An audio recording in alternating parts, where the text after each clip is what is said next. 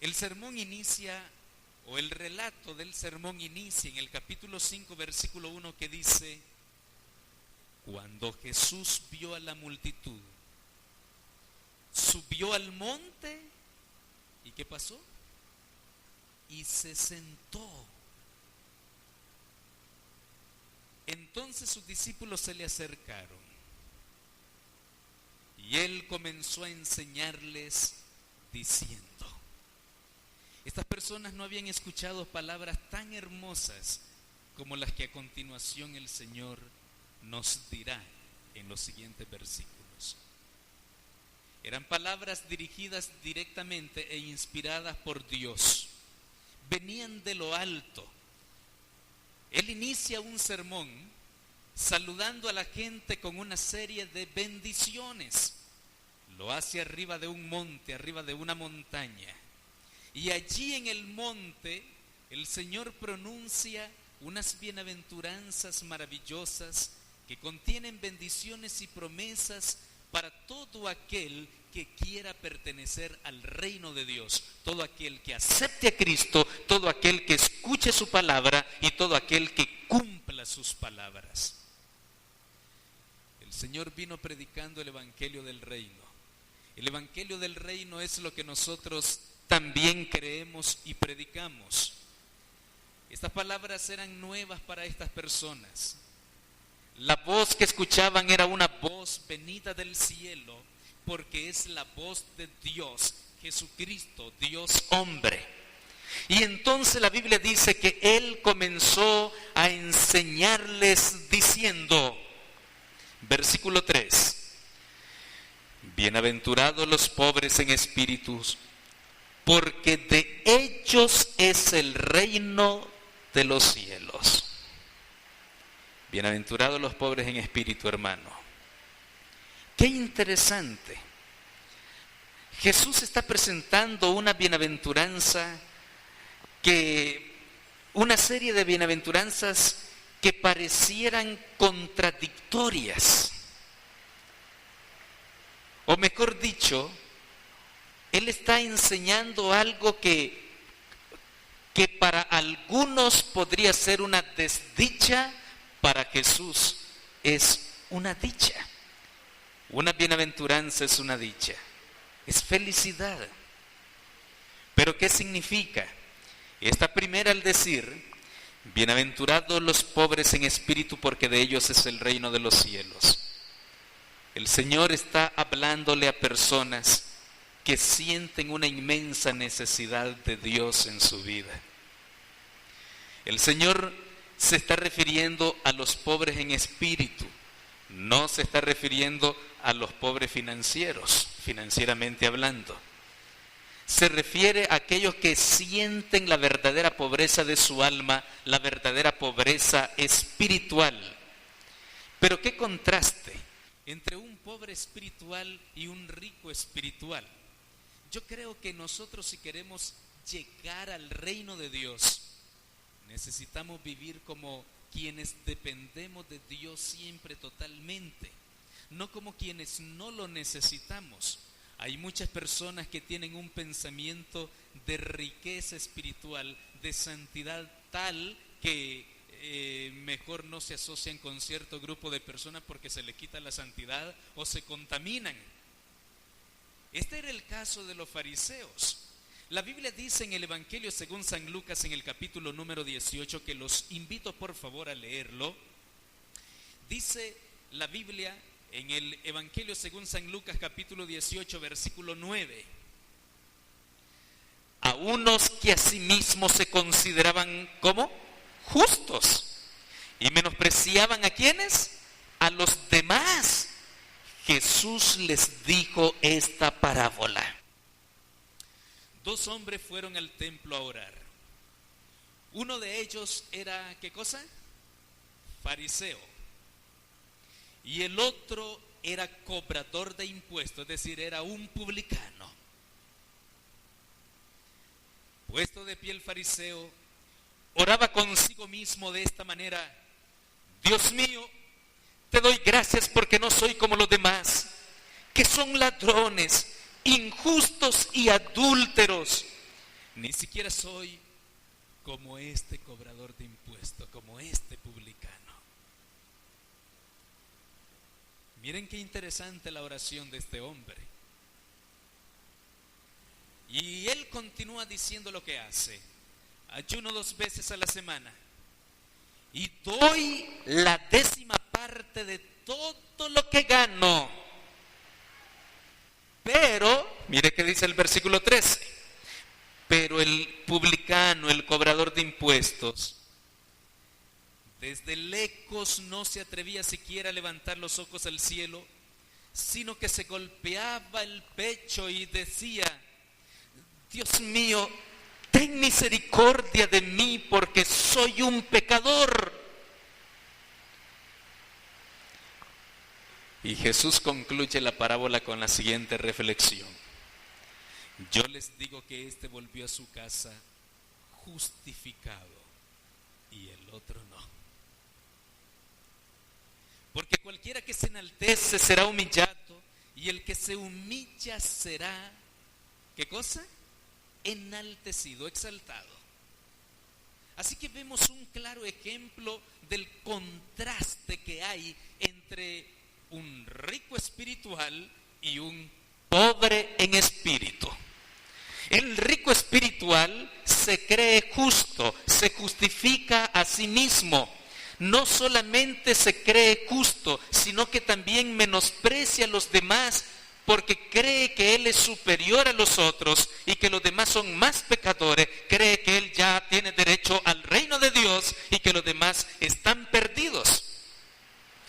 La persona rica espiritual, hablándolo en este sentido que Jesús lo está presentando en Mateo 5, es aquel tipo de persona o aquella tipo de persona que no siente su necesidad de Dios porque cree que ya está con Dios. Es más, este tipo de personas no le gusta venir a la iglesia porque cree que no necesita venir a la iglesia.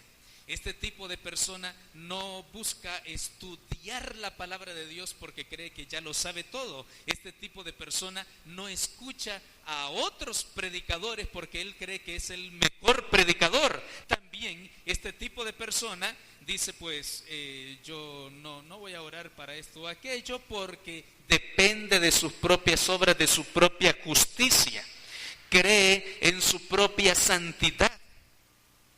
Esta persona nunca va a reconocer sus errores y defectos. Se va a creer tan santo, pero tan santo, que no va a considerar ni siquiera la necesidad que realmente tiene, pero no la siente, de confesar sus pecados a Dios. No, es que yo no soy pecador, dirá. Los otros son pecadores, pero yo no. Así piensa este tipo de persona. Este tipo de personas se clasificaría en el grupo de los fariseos. El pobre espiritual es diferente. Bienaventurados los pobres en espíritu, porque de ellos es el reino de los cielos. El pobre espiritual es aquella persona que siente su indignidad. Esa persona está completamente segura que necesita el favor y la misericordia de Dios.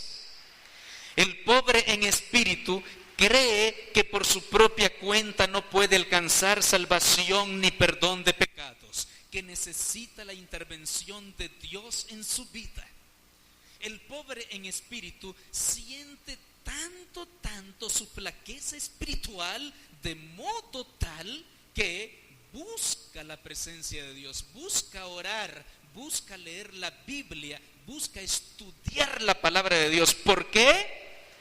Porque siente que no sabe, sabe que no sabe y que necesita saber, sabe que necesita depender de Dios totalmente en su vida. El que es pobre en espíritu reconoce que es un pecador con faltas, con debilidades, y que en cualquier momento puede caer. El que es pobre en espíritu no le anda buscando pecados a los demás. El que es pobre en espíritu, cuando mira que otro se equivoca, se examina a sí mismo. No anda diciendo, ay, pobrecito aquel, yo no soy como él. No, al contrario, se examina. Porque el que es pobre en espíritu es aquel que busca la gracia y el perdón de sus pecados. La segunda bienaventuranza el Señor menciona. Estamos en el Evangelio según San Mateo capítulo 5. Volvamos allí, por favor. En el versículo número 4. Y dice: bienaventurados los que lloran, porque ellos recibirán consolación. Hermanos y hermanas, los que lloran, entonces aquí todo el mundo es bienaventurado porque todo el mundo llora.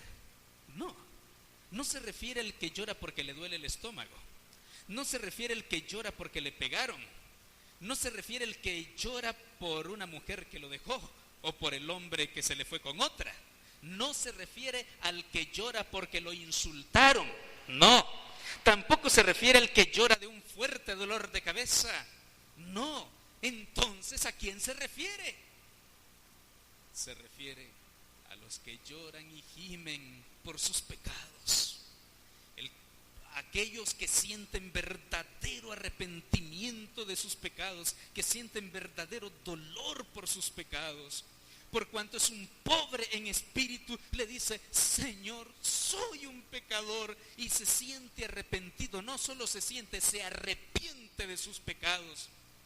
Es que el evangelio de Jesucristo en eso consiste.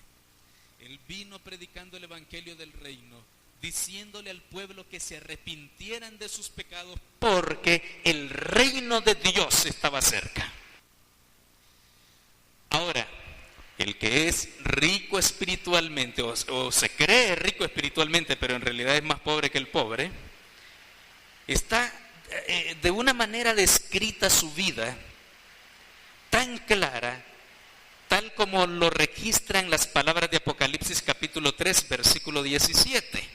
Dice la Biblia en Apocalipsis 3, y en el versículo 17, tú dices: yo soy rico y me he enriquecido, y de ninguna cosa tengo necesidad, mas no sabes que tú eres un desventurado, un miserable, y que eres un pobre que está ciego y desnudo. ¡Ja! ¡Qué barbaridad! ¿Cuál es la verdadera condición de una persona así? Es una condición peor que pobre. Dice la Biblia que es un miserable, pobre, ciego y desnudo. Pero la Biblia dice: bienaventurados los que lloran, porque ellos serán consolados. Ahora la pregunta es, si los que lloran se refiere a los que están arrepentidos de pecados, entonces, ¿quién los consolará? El apóstol San Pedro dijo: arrepentíos y convertíos cada uno de vosotros para el perdón de sus pecados, y recibiréis el don del Espíritu Santo. Bueno, estoy mezclando los dos textos paralelos del libro de Hechos. El otro dice: arrepentíos y bautícese cada uno de vosotros en el nombre de Jesucristo para perdón de los pecados, y recibiréis el don del Espíritu Santo. En el capítulo 3:19 de Hechos dice: arrepentíos y convertíos para que sean borrados vuestros pecados y vengan los tiempos del refrigerio de la presencia del Señor. ¿Cuáles son los tiempos del refrigerio de la presencia del Señor? Es el momento cuando Dios derrama su Espíritu en nosotros. El Espíritu Santo, al Espíritu Santo Jesús lo llamó el Consolador. Él dijo: cuando yo me vaya, les enviaré del Padre a otro Consolador para que esté con vosotros para siempre. Entonces, al decir bienaventurados los que lloran porque serán consolados, ¿quién es el que los consuela? El Espíritu Santo. Es el Espíritu Santo. No es el hermanito, el fulanito que te va a dar una palmadita en el hombro. Ay, tranquilo, que ya va a pasar. No. Es el consuelo del Espíritu Santo. La consolación del Espíritu Santo. Porque el Espíritu Santo te va a dar verdadero arrepentimiento de pecado. Tú los vas a confesar, vas a llorar por esos pecados. Y a través del Espíritu Santo, que te va a convencer de pecado, de justicia y de juicio, te llevará a los pies de Cristo Jesús. Y una vez entregando y derramando tu vida a Cristo Jesús, el Espíritu Santo te vuelve el gozo de la salvación. Qué lindo eso, ¿eh? Qué maravilloso. Ahora volvamos a la tercera bienaventuranza. Aparece en el versículo número 5. Estamos en Mateo 5:5 y dice: bienaventurados los mansos, porque ellos heredarán la tierra. Quiero decir acerca de estos mansos que aquí se refiere. Se refiere a aquellas personas que tienen un carácter apacible de mansedumbre. La mansedumbre es una virtud del fruto del Espíritu Santo. Una persona mansa es una persona tranquila, es una persona apacible, es una persona serena. Vienen problemas y tormentas, esa persona siempre mantiene su serenidad, es mansa. No es mensa, es mansa. Esa persona tiene un carácter muy noble. Y es más, veamos qué significa manso en nuestro lenguaje cotidiano. En nuestro lenguaje, coloquialmente hablando. Algunos de ustedes tienen animales en su casa, digamos un perrito. Yo no llego a la casa suya, hermana, porque ahí me apareció un perro que no es manso. Bueno, yo no sé si no es manso, pero yo le miré que la cara que tiene ese perro es una cara de no manso. Y si no es manso, entonces es bravo. Es un perro bravo.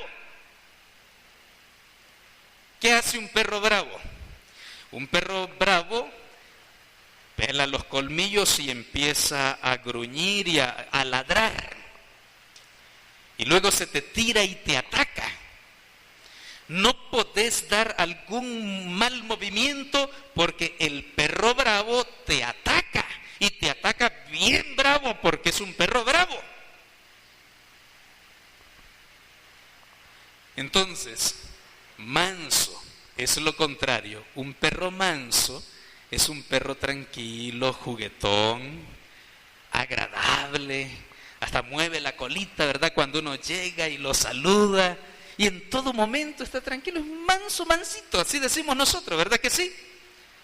Bueno, yo sé que no le gusta la comparación con un perro, pero es lo único que se me ocurrió para poder comprender o ilustrar quién es una persona mansa. Una persona mansa es una persona serena y tranquila. Lo contrario de la mansedumbre es pues ser una persona brava. Una persona que no le puedes decir una cosita porque ya rapidito se infla. Rapidito te grita, se enoja y te hace escándalo. Y la Biblia dice, bienaventurados los mansos porque ellos heredarán la tierra. ¿Cuál tierra? El libro del Apocalipsis capítulo 21 y capítulo 22 te habla de la tierra nueva. Dice que en la tierra nueva ya no habrá llanto, dolor, clamor, ni nada de esas cosas, ni muerte, porque las primeras cosas habrán pasado. El mar no existirá más. El apóstol San Pedro dice en su segunda carta, en el capítulo último, segunda de Pedro 3, en el versículo 11, 12 y 13, que según sus promesas esperamos cielos nuevos y tierra nueva donde mora la justicia.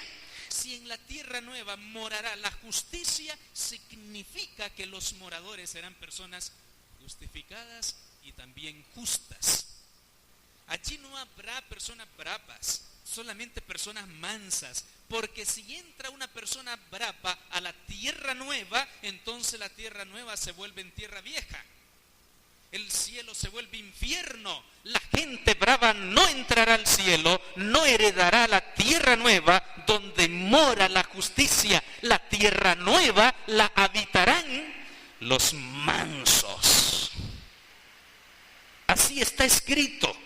Si no, usted puede revisarlo también en el Salmos 37:11.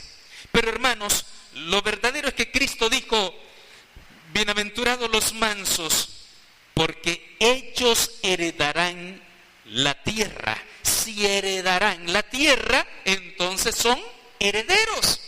Y si son herederos, entonces tienen un padre y su padre es Dios. Alabado sea el Señor.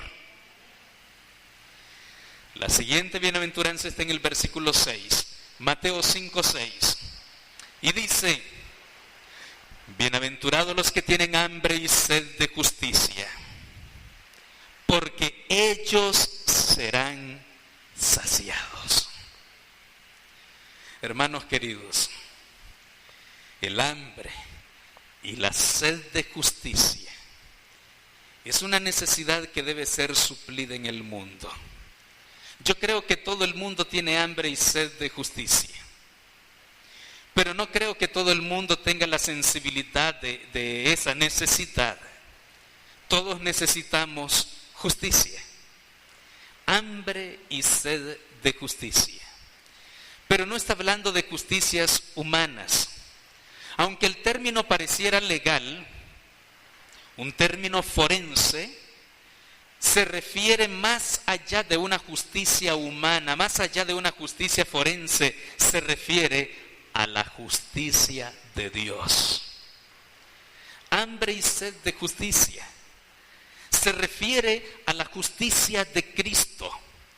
La justicia humana falla. La Biblia dice que nuestra justicia es como trapo de inmundicia. Pero Dios es santo y justo. Grandes y verdaderos, justos y verdaderos son sus palabras y sus juicios. Quiero decirles que Él es el que justifica al que es de la fe de Jesús, a fin de que Él sea el que justifica, siendo Él el justo. La Biblia dice que no hay justo ni aun uno en el libro de Romanos, capítulo 3. Pero la Biblia también dice que somos justificados gratuitamente por la fe mediante la gracia de nuestro Señor Jesucristo. Anhelar la justicia es anhelar la justificación por la fe. Es ser revestido con la justicia de Cristo, ser bañados con su gracia, ser perdonados de nuestros pecados y que nos sea conferida o imputada la justicia de nuestro Salvador. La obediencia de Cristo Jesús puede ser adjudicada a nosotros por su gracia, porque nuestra desobediencia puede ser perdonada cuando nosotros entregamos nuestro corazón a Cristo Jesús. Ahora yo quiero preguntarle, ¿necesitamos esa justicia? ¿Siente usted hambre y sed de justicia? La Biblia dice que quienes sienten hambre y sed de justicia son bienaventurados, porque serán saciados. La siguiente bienaventuranza está en el Evangelio según San Mateo capítulo 5 y el versículo número 7 al decirnos: bienaventurados los misericordiosos, porque ellos serán tratados con misericordia, porque ellos alcanzarán misericordia. ¿Qué es la misericordia? Una palabra que compuesta quiere decir amor a los miserables o a la miseria. Amor a la miseria. La condición verdadera en que nos encontramos nosotros los seres humanos en esta tierra, como lo bien dice el Apocalipsis 3, versículo 17, que somos miserables, pobres, ciegos y desnudos. Pues quiero decirle que a esos miserables, pobres, ciegos y desnudos, Dios los ama, porque Dios ama al pecador. Lo que Él no ama es el pecado. ¿Creen eso ustedes? Y si yo soy pecador, entonces Dios me ama a mí. Si tú eres un pecador, Dios te ama a ti. Si tú eres una pecadora, hermana, y lo reconoces en tu corazón, Cristo te ama, porque Él se complace en perdonar a los pecadores arrepentidos. Bienaventurados los misericordiosos. Cristo está diciendo que nosotros también debemos ser misericordiosos. Misericordioso significa no señalar, ni acusar, ni criticar a quienes se equivocan. Misericordioso significa ayudar al que se equivoca, corregir lo que hay que corregir con amor, pero ayudar, perdonar las faltas de los demás. Ser misericordioso significa mostrar amor a pesar de los defectos que los demás tengan. Ser misericordioso significa perdonar cuando nos ofenden y nos piden el perdón, o al menos cuando no nos lo pidan, tenemos que aprender a perdonar. Porque si ustedes no saben perdonar a los que los ofende, tampoco vuestro Padre que está en los cielos los va a perdonar a ustedes. Eso dijo Jesús. Si no tenéis misericordia con los demás, tampoco vuestro Padre tendrá misericordia con vosotros. Así que, bienaventurados los misericordiosos, porque ellos recibirán misericordia. El siguiente versículo, estamos hablando del versículo número 8 que dice, Mateo 5:8, bienaventurados los de limpio corazón. ¿Por qué cosa? Porque ellos verán a Dios. ¡Wow! ¿Solamente quienes verán a Dios? ¿Los que tengan limpio su corazón? Pero resulta que casi la mayoría de la gente tenemos problemas de corazón. Resulta que si nos vamos a perder de taquicardia, porque el corazón lo tenemos malo, lo tenemos enfermo. El corazón lo tenemos cargado de hostilidad, cargados de depresión, de enojo, de ira, de descontento, con ganas de vengarnos. ¿Saben ustedes que las personas que tienen un corazón sucio y dañado, no solamente no verán a Dios, sino que les cuesta incluso hasta orar? Porque una persona enferma de corazón, no me refiero a problemas de taquicardia, no, me refiero a personas que tienen malos sentimientos, malas emociones, que su corazón está manchado, está envenenado.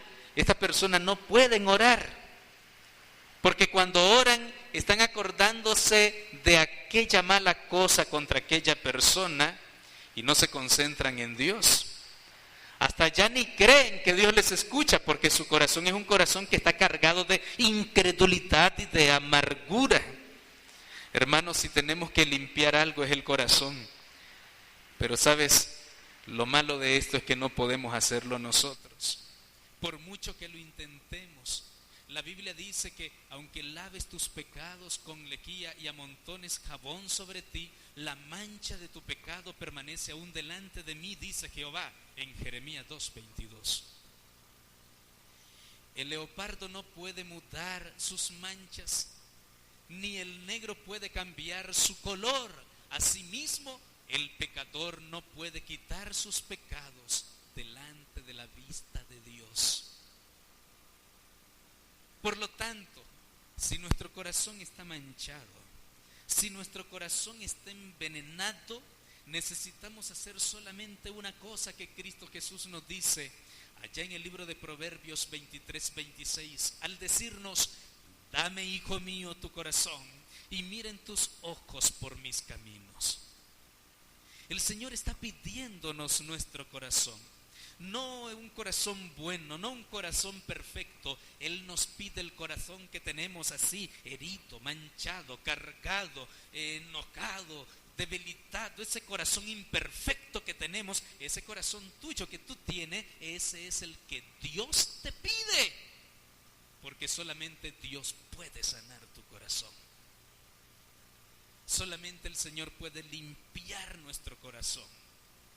Por eso dice allá en el libro de Proverbios 28:13, que si confesamos nuestros pecados, dice la Biblia, el que encubre sus pecados no prosperará, mas el que los confiesa y se aparta de ellos, alcanzará misericordia. Gloria sea nuestro Dios. Necesitamos confesar nuestros pecados. Y la Biblia dice en 1 de Juan 1:9, si confesamos nuestros pecados, Dios es fiel y justo para perdonar nuestros pecados y limpiarnos de toda maldad. ¿Quieren ser limpios ustedes? Yo también. Él es capaz de limpiarnos. ¿De qué? De toda maldad. ¿Qué maldad?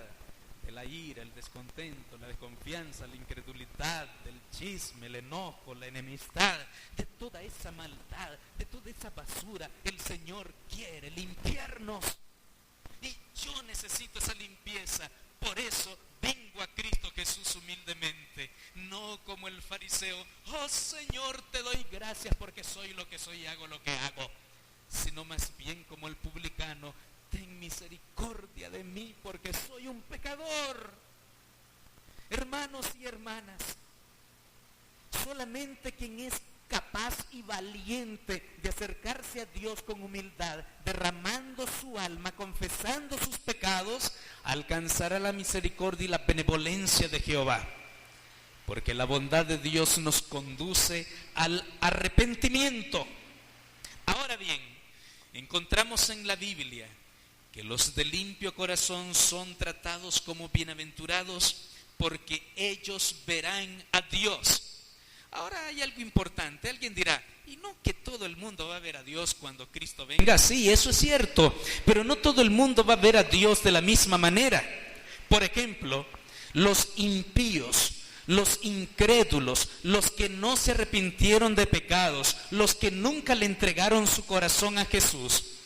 El libro del Apocalipsis capítulo 6 nos menciona, vamos a leerlo más bien, que ellos verán a Dios cuando Él venga. El libro del Apocalipsis, en el capítulo 1 dice que cuando Él venga todo ojo lo verá. Versículo 7, Apocalipsis 1:7 dice: miren, ya vienen las nubes y todos lo verán, aun los que lo traspasaron. Y todas las naciones de la tierra harán lamentación por Él. Sí, amén. Es decir, todo mundo verá la venida de Jesús. Cuando Cristo venga, todo ojo lo verá. Pero no todos los ojos lo van a ver con los mismos ojos, porque los corazones de la gente no estará igual. Habrá entre ellos algunos con el corazón sucio y entenebrecido. ¿Y sabes cómo van a ver esa gente a Dios cuando Él venga? El capítulo del Apocalipsis número 6, Apocalipsis 6, dice la palabra de nuestro Señor, versículo 12: yo vi cuando el Cordero abrió el sexto sello, y entonces se produjo un gran terremoto. El sol se cubrió de oscuridad como un vestido de luto, y la luna entera se puso roja como la sangre. Las estrellas del cielo cayeron sobre la tierra como caen los higos cuando un fuerte viento sacude la higuera. El cielo se esfumó, se enrolló como si fuera un pergamino que se enrolla. Y todos los montes y las islas fueron removidos de su lugar. Todos, ¿cuánto dice? Todos se escondieron en las cuevas y entre las grietas de los montes. Lo mismo los reyes de la tierra que los príncipes, los ricos, los capitanes, los poderosos, lo mismo los esclavos que los libres. Y decían a los montes y a las peñas: caigan sobre nosotros, no dejen que nos mire el que está sentado sobre el trono, escóndanos de la ira del Cordero. El gran día de su ira ha llegado, ¿y quién podrá mantenerse en pie? ¿Qué día ese? Será un día grande, terrible y espantoso para toda persona cuyo corazón esté sucio. Por eso necesitamos la limpieza del corazón. Por eso necesitamos ser limpios en la sangre de Cristo Jesús. Por eso la Biblia dice en el libro del Apocalipsis capítulo 22: bienaventurados los que lavan sus ropas, porque tendrán derecho a entrar por las puertas de la ciudad y a comer del fruto de la vida eterna. Hermanos, el Señor Jesús está dando una bienaventuranza súper importantísima, muy significativa. Son palabras celestiales, palabras que nunca oído humano había escuchado antes. Este es el sermón de Jesús. Yo no estoy predicando el sermón de Jesús, estoy reflexionando en lo que Él predicó. Profundo, por cierto. Volvemos a la bienaventuranza de Mateo 5. En Mateo 5, el versículo 9, ahora dice: Bienaventurados los pacificadores, porque ellos serán llamados hijos de Dios. ¿Cómo son los pacificadores? Bienaventurados. ¿Por qué son bienaventurados los pacificadores? Porque ellos serán llamados hijos de Dios. Ahora, hermanos, si los pacificadores serán llamados hijos de Dios, entonces pregunto, ¿qué es un pacificador? ¿Qué significa ser pacificador?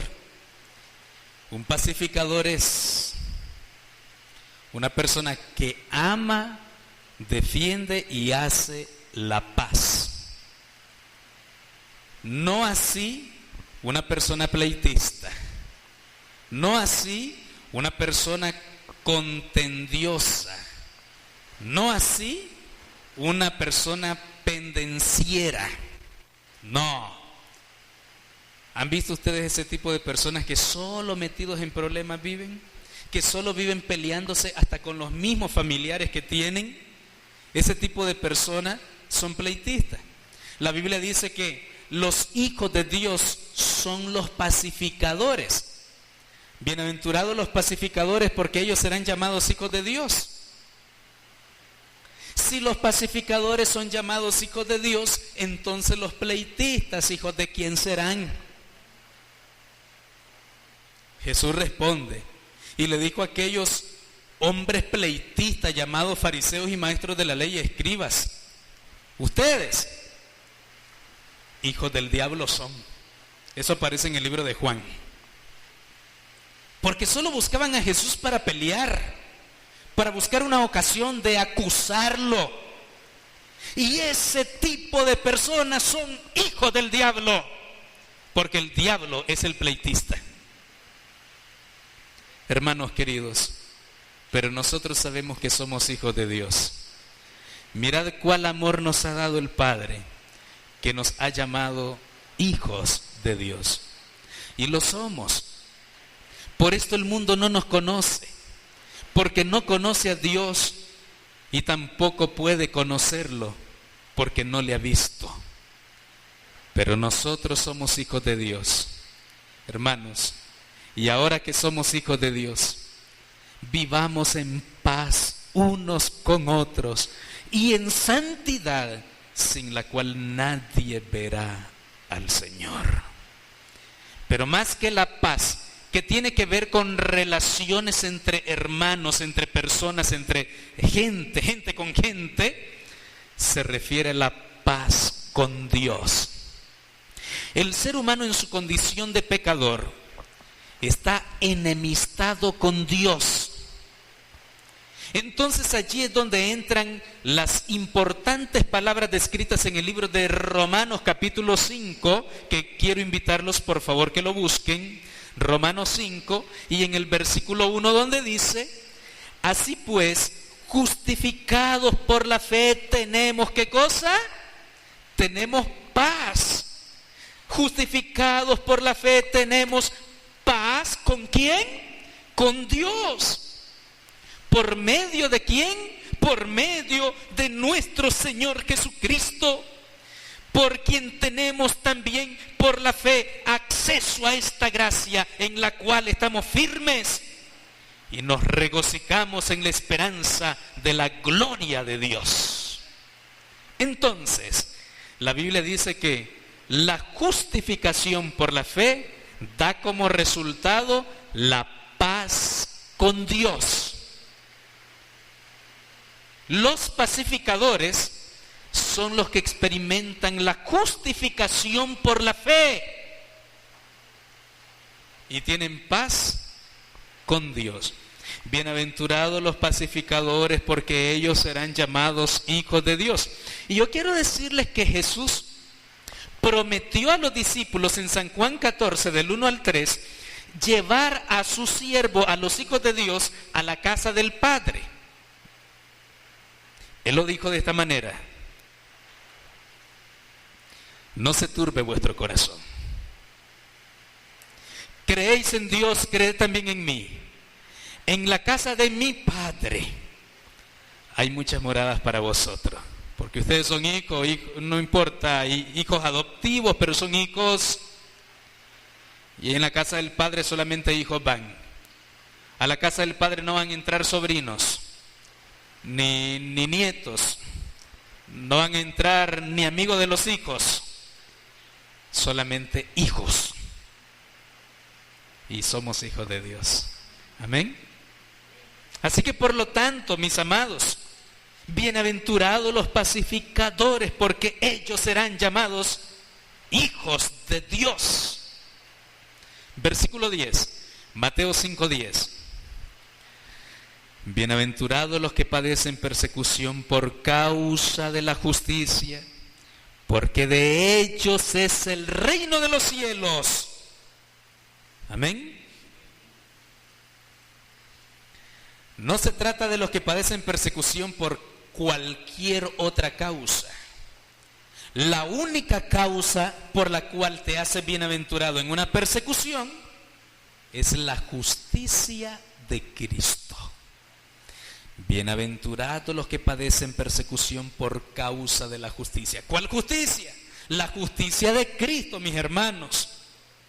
Por causa del Evangelio, que te andan persiguiendo y haciéndote la vida imposible porque eres un cristiano, porque amas a Dios, porque guardas la ley de Dios, porque guardas el santo sábado del Señor, pero no porque te andan persiguiendo porque sos un ladrón, no porque te andan persiguiendo porque violaste a alguien, no porque andan persiguiendo porque le debes plata a la gente y te andas escondiendo para no pagarle.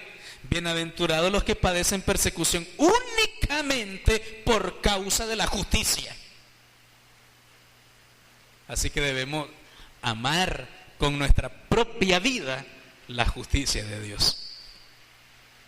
Pero alguna gente dice, ay no, es que terrible padecer esas persecuciones.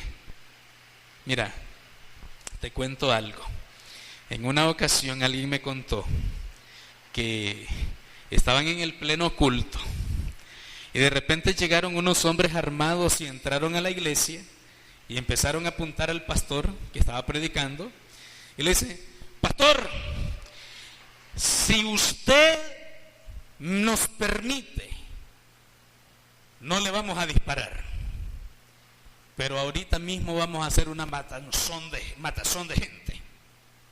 Escuchen, vamos a dispararle a todo aquel que quiera recibir un balazo por Jesucristo, que esté dispuesto a dar su vida por Jesucristo. Los cobardes e incrédulos, váyanse, no les vamos a disparar, solo a los verdaderos cristianos los vamos a disparar. Y claro, para amedrentar a la gente, uno de ellos lanzó un balazo al aire. Y la gente empezó a temblar, se levantaron de la silla, empezaron a salir uno por uno. Y cuando ya quedaron como 5 personas, entonces los hombres pusieron su arma y le dijeron, pastor, ya le limpiamos la iglesia. Los hipócritas se fueron, continúe su sermón. No, es que mucha gente no está dispuesta a dar su vida por Cristo Jesús.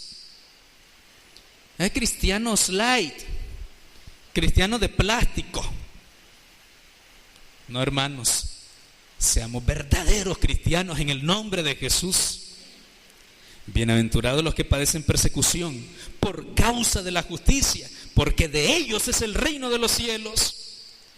Y ahora vemos la última bienaventuranza en el versículo 11 y 12. Bienaventurados ustedes cuando por mi causa los insulten y persigan y mientan y digan contra ustedes toda clase de mal. Gócense y alégrense, porque en los cielos ya tienen ustedes un gran galardón, pues así persiguieron a los profetas que vinieron antes de ustedes. Y noten que Jesús está diciendo, bienaventurados serán ustedes cuando por mi causa los insulten. ¿Te han insultado alguna vez? Y te pregunto, ¿por qué te insultaron?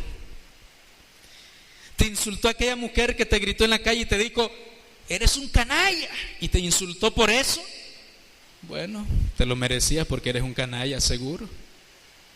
Pero ¿alguien te insultó por Cristo? ¿Alguien te insultó por ser un cristiano? Pues es posible que sí, yo no lo sé. Si así fuera, gloria sea al Señor.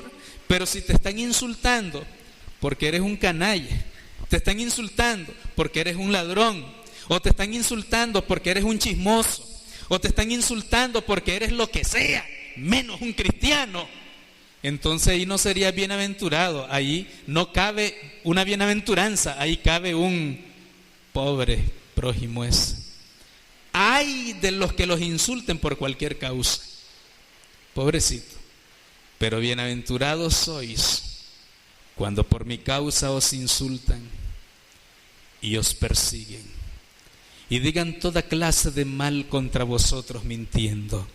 Mis amados hermanos, ser cristianos nunca ha sido nada fácil, pero es la mejor manera de vivir, porque los cristianos somos hijos de Dios, somos hijos del Rey de Reyes. Los cristianos, los hijos de Dios, los hijos del Rey, heredaremos el reino eterno. Cristo inició su sermón del monte con esta serie de bendiciones. Y yo quiero decirles en el nombre de Cristo Jesús, si ustedes hacen esto, serán bienaventurados. Si ustedes buscan a Dios, lo buscan de corazón, si ustedes sienten hambre y sed de justicia, si ustedes reconocen conscientemente su pobreza espiritual, su necesidad de buscar la riqueza celestial. El Señor dice en el libro del Apocalipsis capítulo 3, por tanto, dice en el versículo 18, te aconsejo que de mí compres oro refinado en fuego para que seas rico. ¿De quién debes comprarlo? De Cristo Jesús. El Señor está pidiéndonos que seamos misericordiosos. El Señor está pidiéndonos que seamos personas pacificadores. El Señor está pidiéndonos que seamos mansos. El Señor está pidiéndonos que seamos humildes. El Señor está pidiendo que nos arrepintamos de nuestros pecados, que le entreguemos el corazón, porque mientras no lo hagamos, nuestro corazón seguirá siendo un corazón sucio y vacío, tenebroso, desordenado y vacío, como describe la Biblia, Génesis 1:2, como estaba la tierra al principio, desordenada y vacía. Dios quiere que le entregues tu corazón a Él. Dios quiere que te acerques a Él con una devoción tal de que nada ni nadie te interrumpa el propósito de Dios en tu vida. Dios quiere que seas un pacificador, no un pleitista. Dios quiere que aunque te insulten, aunque te persigan, aunque digan toda clase de mal contra ti mintiendo, que tú seas un auténtico cristiano, no como la multitud que se fue y abandonó la iglesia, sino como los 5 que se quedaron allí dispuestos a recibir un balazo por Cristo. Hermanos, Dios quiere que tú lo ames con tu propia vida. Dios está buscando ese tipo de cristiano. Dios está buscando ese tipo de cristianos que le adoren y lo adoren en espíritu y en verdad. ¿Dónde están esos cristianos? ¿Dónde los encontraremos? Ante esa pregunta, usted puede responderle a Dios: aquí estoy, Señor, envíame a mí. Yo quiero preguntarles: ¿quieren ustedes ser hijos de Dios, hijos del Rey Celestial? ¿Quieren ustedes recibir estas bendiciones? ¿Quieren ustedes ser bienaventurados, como dice la Biblia? ¿Lo desean de todo corazón? Yo quiero preguntar aquí a nuestras visitas que están, hermano, hermana, hermanos, ¿quieren ustedes alcanzar las bendiciones que Cristo promete en Mateo 5? Gloria sea nuestro Dios. Quiero hacer una oración por ustedes. ¿Qué les parece si nos ponemos de pie para orar en este momento y le decimos al Señor: Señor, yo quiero alcanzar esas bienaventuranzas? Vamos a orar, vamos a pedirle a Dios que Él nos tome como enteramente suyos. Oremos al Señor. Oh querido Padre que estás en los cielos, te damos muchas gracias por permitirnos escuchar las hermosas y las más bellas palabras, una vez pronunciada al mundo entero por el Maestro de los maestros, por el Maestro por excelencia. Ayúdanos a comprender la profundidad espiritual de estas palabras de vida eterna y que podamos ser edificados. Señor, ahora abrimos nuestro corazón para que tú entres a nuestra vida. Y aquí este grupo de hijos tuyos que han dicho un amén, que han dicho un sí, Señor, están aquí porque te aman, porque creen en ti y porque de ellos es el reino de los cielos, de ellos y de mí y de todos nosotros, porque tú lo has prometido y creemos en tus promesas. Padre Santo, Padre lindo, bendícenos y guárdanos, y que mañana a esta misma hora estemos estudiando tu palabra santa en tu santa iglesia. En el nombre de Jesús te lo pedimos. Amén.